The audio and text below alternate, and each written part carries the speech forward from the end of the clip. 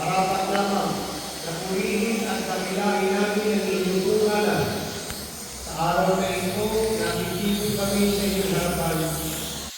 Upang talaga sa isang walang bukas na Panginoon sa inyo, itong bahay lalaminan, itong templo ng pagsamba, itong tahanan na nagbibigay lakas sa amin sa pamamagitan ng inyong salita at mga sakramento.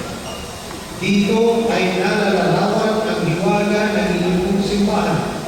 Itig sa bungang simbahan na pinagimbanal ng dugo ni Kristo, isang babaeng ikakasal na pinaging maninuhin ng kanyang kaluwalhatian. Isang birhen parila sa kaganapan ng kanyang pananampalataya. Isang pinagpalang ina sa kapangyarihan ng Espiritu. Banal na simbahan, ang hirang nito inyong iwasan. Ang mga sala nito ay nakalaganap sa buong daigdig. Ang mga bagay mula sa puno ng krus ay tumaabot sa kaharian ng langit.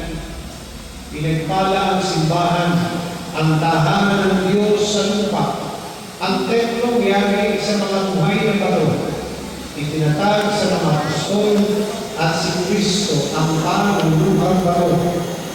Dinarahila ang simbahan, isang lungsod sa ibabaw ng mundo, isang liwanag na tumataglaw sa buong daigdig, nagniningning sa kadakilaan ng Kordero, at ang mga panalangin ng kanyang mga banal ay tumahalingaw-ngawin.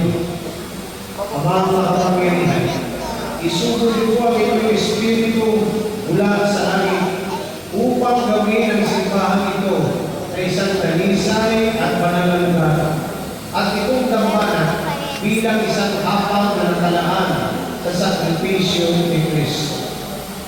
Dito, magapi nawa ng binyag ang kahihiyang dulot ng kasalanan.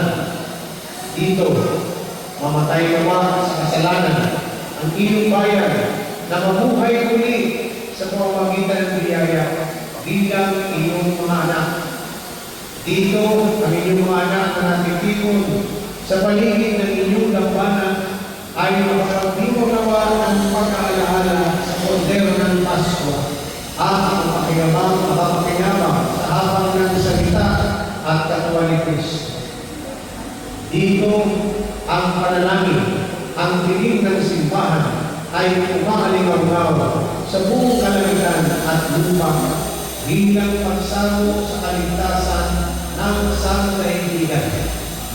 Dito, makatagpo nawa ang mahihirap ng katarungan, ang mga api ng tunay na kalayaan. Mula dito, ang sangdaigdigan na nararamtan ng karangalan bilang mga anak ng Diyos ay makarating nawa ng may dala sa inyong puso ng kapayapaan. Hinihiling namin ito sa pamamagitan ng Kristo na inyong anak na nabubuhay at nag-aaral kasama niyo at ng Espiritu Santo, iisang Diyos, magpasawalang hanggan. Amen.